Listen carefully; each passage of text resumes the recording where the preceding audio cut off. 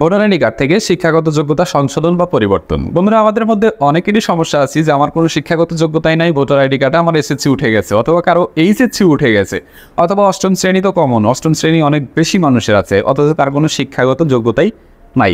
আর কারো কারো আছে সত্যি সত্যি শিক্ষাগত যোগ্যতা আছে, তারপরেও ভুলক্রমে উঠে যেতে পারে, সে সংশোধন চাইতেই পারে, ভুলক্রমে উঠে যেতে পারে, অথবা কাগজপত্রের ত্রুটি থাকার কারণে সে শিক্ষাগত যোগ্যতাটা কমাতে চাচ্ছে এবং বাড়াতে চাচ্ছে। এই বিষয়গুলো নিয়ে সমস্যা হতেই পারে। এখন কথাটি হচ্ছে, শিক্ষাগত যোগ্যতা পরিবর্তন বা সংশোধনের সিস্টেম হচ্ছে দুটি। একটা হচ্ছে উপর থেকে নিচের দিকে, অর্থাৎ হচ্ছে আপনার যদি এসএসসি থাকে, সেই ক্ষেত্রে যদি আপনি নবম শ্রেণী, অষ্টম শ্রেণী, পঞ্চম শ্রেণী সেটা থেকে যদি করতে চান, তাহলে এটাকে নিচের দিকে বা নিম্নমুখী বলা হয়ে থাকে। আর ঊর্ধ্বমুখী হচ্ছে আপনার যদি পঞ্চম শ্রেণী থাকে, সেটা থেকে আপনি অনার্স মাস্টার্স পর্যন্ত যোগ করতে চাচ্ছেন বা এসএসসি এইচএসসি যোগ করতে চাচ্ছেন, এটা হচ্ছে নিচ থেকে উপরের দিকে।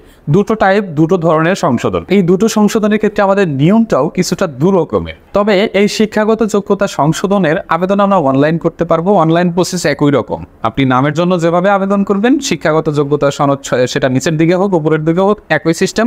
আপনি যদি না বোঝেন, ভিডিওটি দেখে নেবেন, ডেসক্রিপশন বক্সে লিঙ্ক দেওয়া থাকবে, সেখান থেকে দেখে নেবেন। আচ্ছা, যাই হোক, প্রথমে দেই হচ্ছে আমরা শিক্ষাগত যোগ্যতাটি কিভাবে বাড়াবো। বাড়ানো একদম সহজ। আপনার যদি এসএসসি থাকে, আপনি মাস্টার্স যোগ করতে চাচ্ছেন, তাহলে এসএসসি সহ ঊর্ধ্বতন অর্থাৎ এসএসসি, এইচএসসি, অনার্স মাস্টার্স এই সবগুলো সার্টিফিকেট আপনাকে আপলোড করতে হবে উপরের দিকে যেতে হলে। উপরের দিকে যেতে কোনো প্যারা নেই।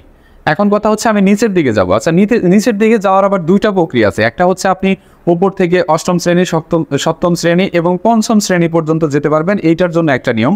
আচ্ছা, এই পঞ্চম শ্রেণীতে, সর্বনিম্ন পঞ্চম শ্রেণীতে যেতে পারবেন, এইটার জন্য যে নিয়মটি রয়েছে সেটি হচ্ছে যে আপনার শিক্ষা সনদটি লাগবে। অর্থাৎ আপনি পঞ্চম শ্রেণীতে যেতে চাইলে সেই পঞ্চম শ্রেণীর শিক্ষা সনদ, অথবা অনেক আগে যারা ভোটার হয়েছেন তারা শিক্ষা সনদ কোথায় পাবেন, তারা একটা পঞ্চম শ্রেণীর প্রত্যয়ন নিতে পারেন স্কুল থেকে, সেই প্রত্যয়নটি আপনি দিতে পারেন। এবং এর সাথে আপনাকে যেটি করতে হবে, কোড এফিডেভিট এবং পত্রিকা বিজ্ঞাপনের একটা কাটিং, মানে পেপার কাটিং যেটাকে বলে। আচ্ছা, তদন্ত প্রতিবেদনের কথা গেজেটে বলা আছে, কিন্তু তদন্ত প্রতিবেদনের আপনার দেওয়ার প্রয়োজন নেই। আপনি আবেদন করবেন, সেটা নির্বাচন অফিস তদন্ত করবে প্রয়োজন হলে। এই ক্ষেত্রে তদন্ত প্রতিবেদন আপনাকে আপনার নিজের করতে হবে না, সমস্যা নেই। আচ্ছা, এটা গেল হচ্ছে আপনার পঞ্চম শ্রেণী পর্যন্ত। আচ্ছা, এখন বেশি যেটা প্রয়োজন সেটা হচ্ছে উপর থেকে নিচে একদম নিরক্ষর বা একদম অক্ষরহীন, এরকমও করা লাগতে পারে। অনেকের করা লাগতে পারে, মানে এই জিনিসটারই বেশি প্রয়োজন, এই জিনিসটা করাই বেশি প্রয়োজন। সেই ক্ষেত্রে আমরা এই কাজটা করতে হলে আমরা যদি গেজেট থেকে দেখি, তাহলে প্রথম যে ডকুমেন্টসটির প্রয়োজন হচ্ছে সেটি হচ্ছে নিবন্ধন ফর্ম নাম্বার 2।